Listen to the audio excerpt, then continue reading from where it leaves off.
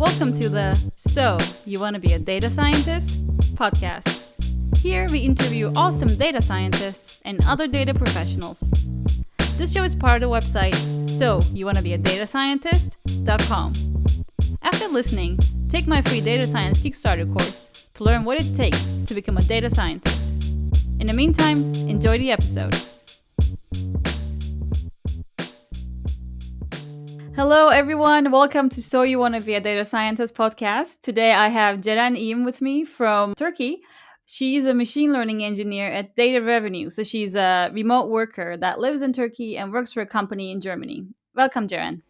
Hello, Musra. Thanks for having me today. Actually, we have an interesting story with Musra. Can I share it, Musra? Of course. Go ahead. We studied in the same college, but we only know our faces. But we actually know each other when we became data scientists through this network of data scientists and writing blog posts. So I'm really happy to know you, Musra, and again, thanks for having me. Yeah, it's very nice having you here. And I think it's going to be a very fun recording. So welcome again. And I want to dive directly into questions. So you work remotely at this company called Data Revenue. But what does this company do? What is the mission of this company? So what we do is that in one sentence I can say we are a machine learning startup company and we are developing machine learning solutions for other companies like enterprises or other startups or these days mainly medical research companies. So I'm not building one product. I may work on different projects that with our current clients. This is what data revenue do. Okay, so can we say that you're kind of providing machine learning solutions to your clients? Yeah, like I can say machine learning consultancy, I would say, but not like in the enterprise consulting manner. We are all developers and machine learning engineers, so that we are basically bringing our machine learning know-how to different domains. Like it can be like sales or automotive or medical research. So Nice. So have you worked for a lot of different domains so far? yeah, at the first days in data revenue, I worked for a festival ticket seller company and analyzed its data. And after that, I've joined to a project that it analyzes the genomics data and predicting rare diseases using that data. So I would say two phases. Like first, the initial phase of getting used to company and like I would say the job itself, and then I moved to this project where I work with like six of my colleagues together. Oh, I see. Nice. Okay, so I want to hear more about the company, but I also want to hear about you. How did you become a machine learning engineer? Can we use the terms like machine learning engineer and data scientist interchangeably just for this context? Because I didn't intend to become a machine learning engineer. I intend to become a data scientist, but I become a machine learning engineer, and I think it's more fun and more challenging than I thought initially. And what is my background is I studied engineering at college, and then I did something different than being a data scientist for 4 years. Like I worked as a consultant, mainly in transportation and logistics industry, in different consulting firms, like mostly enterprise consulting. But then I felt that I need some change because I was feeling that I don't want to get up every day. And when you have that feeling, it means you need to change something in your life. So I changed what I do. I quit my job as consultant, I would say, transportation and logistics consultant. And then first I looked for what I can do for the next years in my life. And I started to do some online courses, like do some research. What can I do? I had some project management experience. Can I do project management? And I was already aiming to find some remote work at that time, even before pandemic. So I searched my options and I found this course in Code Academy data science track. And I thought, oh, okay, what it is? Let's have a look at it. And what I realized, it is exactly the same thing that I enjoy in college. I mean, the contents were really similar. The courses that I enjoy at college, like modeling, maybe some simulation, or using theoretical mathematical knowledge to build some concrete things. So I hooked up on that course, and I just moved on. And I thought, oh, okay, now they call data science what I love, like always, doing analysis and building stuff on top of it. So this is my story, I would say, like the background. And after that Code Academy course, I did several other courses. Of course, the Andrew Ng's most famous machine learning course. But I also revisited my notes and my knowledge in college, so it also really helped me to have a strong theoretical foundation, I would say. Nice. So you basically already had some background in maybe mathematics and technical matters from university, and then you build on top of it with some courses, some online courses. Yeah, the main thing I learned is like learn to coding and learn Python, because I was not that much of a coder before that. So this is one of the main things that I learned during that switching of careers. And did you also learn coding from online courses? Yes. Okay, cool. And yeah, then you found a job, and now you're working as a machine learning engineer, and especially a remote one. Can you tell us a bit about how that finding a remote position went for you? Because I feel like that's something that a lot of people want to have at this point. Yeah, so let me start by highlighting that at the time that I was looking for a remote job, it's not that much available because there was no pandemic in the world. Then it became that much available and that much of a normal thing in life. So how was the search for a remote position? Remote position is I definitely didn't look for it in the LinkedIn, but now I guess everyone can also find it in the LinkedIn because I think it's also very straightforward to have a remote position right now in these days. I looked for the positions in the startup world, like the job listing websites that have these startups positions, because I also wanted to change the environment that I work. Like I want to be in a more open, more transparent environment. So I mainly used like Angel.co or Y Combinator's Hacker News page. I mainly used them to search for a position. I literally invested some time in it. Like I would say, every 1 or 2 hours every day, and it at some point it can be frustrating. And what I would say, like, because job search is something that you really have to have this stamina, do it every day. Yeah, but I was lucky to find it uh, before I lost this stamina, or feel frustrated. I know. Yeah, it's a very hard process.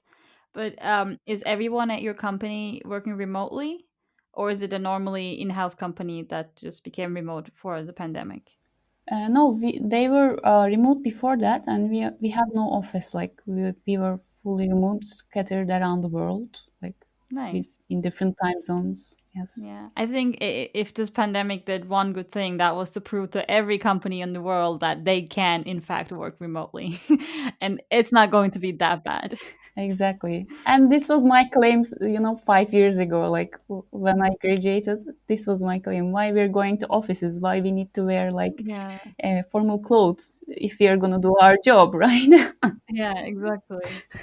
All you do is sit in front of your computer at a desk, anyways. You don't really do many different things other than like what you do at home. So, And I have one more claim on that, is that I think it's you become more productive when you work from home. I mean, this is my personal opinion, but in an office, if it's an open office, you have lots of distractions around you. So yeah, you end up taking long lunches, long coffee breaks exactly, with colleagues. exactly. Okay, so you mentioned a little bit already that you realized while doing online courses that data science was something that was really fun for you. So that was the reason that you chose to go towards machine learning or data science. But was there any other reason that kind of pushed you towards data science in general? There was one more reason, and it was maybe it may sound like a cliche, but it's not for me. It's to create some impact, like um, because in my previous experiences, we were so big teams, and we were. I mean, I found our causes like trivial or not motivated through it. But I thought that machine learning is an area that it's gonna change the world from every aspect. And if you want to create something good out of it, you can do it. Like I want to be one of those doers. Okay, so now we're talking about doing things for the right reason. I want to ask you about the projects, a little bit more about the projects that you mentioned. I understand this might not be possible for everyone to talk about, like the details of their projects. It might be confidential, but can you give us a general idea of what are some projects that you're doing, or maybe your company is doing? You know, this could be like predicting something or trying to model this or that. Yeah. So I'm working on a one project right now, and it's about predicting rare genomic diseases using the genomics data. And at the time I joined, the ML solution is already there, and predictions are already generated by the pipeline or by the product build. So currently, I'm contributing to that project from different aspects, and sometimes I work in the data cleaning part, or sometimes we need to add one more step to the this pipeline, this data pipeline, like pre-processing step, or we just need to add a new feature to that product. So this is how I work on this project, as much as I can tell, you know. No, I get that. Yeah. I know. Do you know what the typical deliverable to your clients is? Do you deliver a whole software or just a model that's ready to be implemented in their systems, or maybe just a presentation? So our deliverables are mostly like as I said, like it could be a new feature to the existing product, or it can be a new release that considers another element while doing predictions, or that kind of things. We call it a deliverable, and we work towards it. Yeah. So you're highly integrated with the client's work then. Yes, exactly. Okay. Cool. And how do projects happen? Do clients come to you? Well, we have a pretty active blog page, and I think there are really interesting blog posts there. I'm also reading and learning a lot of things related to our domain that we are working, or related to Python or its packages or its tools. So I think clients come through those blog posts, like as I do. They read them and they find that we can be a right partner for them, and they came to us like this. Wow. That's very cool. Are you writing too? Because Jaren has a very nice Medium page or Medium account, I guess. I'll leave the link below the podcast, but in the podcast notes. Are you also contributing to the blog? Not right now. We have a dedicated team for that, but I mean, we are open to that if we have time, and we can do that. And I would like to do that. Like one day, I want to write one blog post for my company as well. Yeah, I mean, you already have the skills. You know kind of how to write and present your project, so I think that Yeah, would be thanks, really good Misra. contribution. Okay, so can you tell us a bit about how does a normal weekday look like for you? Like you wake up, you pour your coffee, you sit in front of your computer, then what kind of tasks do you do? Well, first I open Slack. I catch up with what happened yesterday, because we are different. We are working in different time zones. So I try to catch up with yesterday, and then I look at our Jira board, like what is planned for today, what needs to be done, who is assigned to which task, what I'm assigned to. if I have already assigned task, I just continue with it. But if I don't have a assigned task, I just pick one and communicate to my team. Okay, I'm gonna do this. We're gonna do blah blah about this, right? And then I start working on it. So the 80% of my day, I would say, understanding a task, a scope of it, and then developing it. And then the remaining part is the communicating with the team and, you know, integrating with the team. Nice. And the how much of your work is then these people facing aspects? Do you have a lot of meetings? Actually, no. We always communicate through Slack, like within our team, but I don't have a client facing role right now. But maybe this will change in the future. Like I don't know. Or do you also get in touch with clients? Maybe have I don't know, discussions with them. Um, not very often because it's done by our project manager, or like our senior engineers mostly, and then we communicate with them like what to do and what to develop actually. Nice. So it's basically a dream job. You don't have to deal with clients. You just have to do the nice and creative work.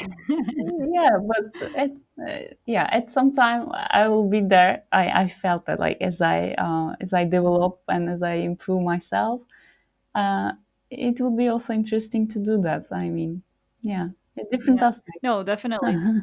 Yeah, I mean, jokes aside, it's very. I think it's a whole different layer of work to actually talk to clients, trying to understand what they want, and trying to also tell them what you can provide to them, so everyone is on the same page. I think that's a whole separate skill set. Exactly. It's very valuable. Yeah. Okay, so you said you're working with 6 people right now, right? Yeah. So is that your team that works on the same project, or is that like the machine learning team in your company that's 6 people? No, actually, we are like 11 engineers in total. But I mean, we can also have some support from other engineers that do not work on our project currently. So it's like everybody shares knowledge. And I would say it's a totally flat team. Like everybody's developing something. For example, I always talk with our CTO every day how to do it, have support from him, or he's also developing like the tasks like me. So there's no that kind of hierarchies, and it's totally flat and it's totally supportive environment, and I really appreciate that. So, and you're also not working alone in a project. You have some other colleagues that are working with you. Yeah, 6 people. Okay, so what are the tools that you're using often? It could be, programming language or an IDE or the cloud services. What are the skills that you needed to gain for this job? The most essential one is Python. And the second thing is, I think, it's Docker, I would say, because it's also part of the interviewing process that they were really clear about it. We use Docker, we use Python, we automate our pipelines with Docker. So I use PyCharm as an IDE, and also Git. Like it's the really important part of my job. Like we work through a one repository, and we create PRs, we create branches, and so on. And to be honest, like I don't know that much of a Git before. I learned it on the job, and I really like. I'm not a Git ninja right now, but it really impresses me every day. Yeah, that's what I was wondering, right? So for every company, there are different tool sets that they're using, but sometimes, unless it's a very, very core tool, you can also learn it after you start working. So you don't have to know about every single technology out there to find a job. Can I tell you an interesting story about this? While I was self-teaching myself, I had a to-do item on my list is learn Git. And I did some courses. I read through how to use Git, the terminology it uses, Hmm. but it didn't help that much. And but now I'm learning it, on the job, and then I actually use the Git itself. So uh, sometimes you need to learn while you are using it. So it doesn't help every time just reading it through or doing the online courses. So Yeah, most of the time, these things are things that you can learn most effectively when you actually need to use them. It's kind of, Git, for example, is a good example of this. You can't really sit down and learn about Git if there is nothing that you want to version control. Okay, so I also want to talk to you about how you feel about your job because this is your first job as a machine learning engineer and also first remote job. What is the most exciting thing about your job apart from it being your first job and it being a really a job that you really like? um, the most exciting part is I think the that we are doing something good. Like there's a cause, and I feel motivated through that cause. Like helping people to find out about their diseases before even they have the symptoms. I would say compared to just increasing some profit of a company. That's my comparison base. And the other most exciting part is that I learn every day, each day, new thing, like either from the domain or from a technical point of view regarding Python, a package, or something about best practices of coding. Like every day, I'm learning some new things. So this is the other most exciting part of my job. That's cool. And what about the most boring part of it? I think this is a tricky question, right? So the most boring part, I would say. So not every task is directly related to building a model itself or tuning a model itself. So not directly related to the machine learning practices. Sometimes I just, do something in the database or, refactor some code to make it cleaner or to make it align with the coding best practices. This could be the most boring part, but again, there are some learnings inside it. So if you're totally looking for machine learning only, uh, machine learning only content, uh, you may find it boring. Let's say. Yeah, yeah, but I guess that's in a way unrealistic to think that you will purely do machine learning and data science and you will not have any administrative tasks or any tasks that are not like exciting. Nice, but I mean, this if this is your biggest problem, you're good. Yeah, I mean it's in every job. So how is it being a woman in this area? Have you encountered any bias so far? Mm, well, no. I think like on the opposite that I feel that it's more inclusive and an open environment. At least my experience tells that. I would say for my previous work experiences, I would say yes to that. But right now, no. It's like a totally open, inclusive culture that I'm working in. And while I was looking for jobs, like I also didn't encounter this. Nice. That's good to hear. Mhm. It's really good to Yeah. hear. I feel like we're as a community we're getting better at this every day. Yeah, hopefully it will get better for everyone one day, like not only for women but all people. Exactly. And so my final question to you is actually asking for advice. Do you have any advice for someone who wants to become data scientist slash machine learning engineer or someone who wants to get a remote job or have a remote career? What I would say is, first thing is don't wait to be ready for something.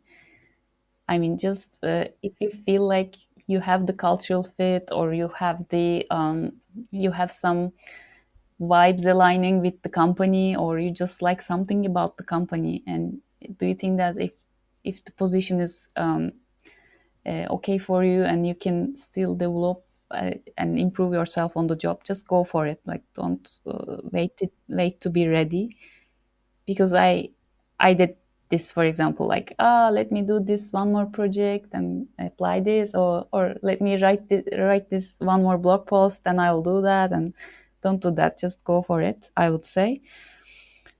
And the second thing is explore like ML products or tools in the area right now. Like there are a lot of startups emerging, offering products that building ML solutions easier, just have a look at those products, and you cannot know like what will come up after this. For example, I was reading through this Hacker News page, and there were some also interesting threads about the interesting products. And I just find a product, and I found it cool, and I just contacted with the founder of it, for example, and then we we did an interview. But I didn't.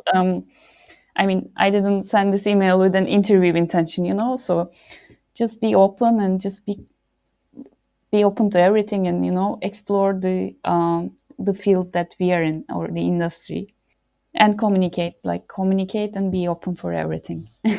Yeah, that's amazing advice. That's actually very good advice. I totally agree with it. It makes such a difference when you are an open person and you just reach out to people just to ask questions. If you're wondering about something, just get in touch with people. And if you're really sincere, I think people can tell, and you end up making connections that are going to help you a lot in the future. And I was hesitant about these emails at the first time, but then I got responses, and I was amazed by like how people are helpful, or willing to help you, or willing to at least communicate with you if you go with a concrete things to them. So that's amazing, I think. Ceren, thank you so much for coming on the show. I think this was very fun, and it was great to hear about how you found your first job and also what you're doing right now. So thanks a lot for taking the time. I thank you, Musra, for inviting me on this podcast. Hey, thank you for listening, and I hope you enjoyed this episode.